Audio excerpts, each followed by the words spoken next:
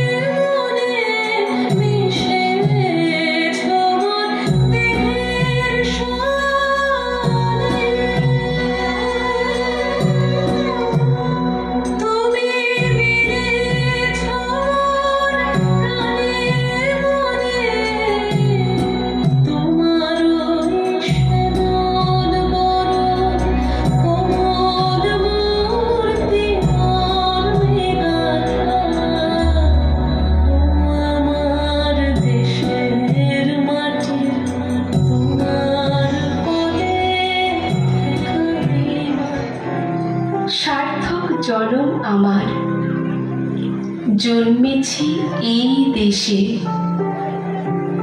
সার্থক জনম মাগো তোমায় ভালোবেসে। জানি নে তোর ধনরতন আছে কিনা রানীর মতন, শুধু জানি আমার অঙ্গ জোড়ায় তোমার ছায়ায় এসে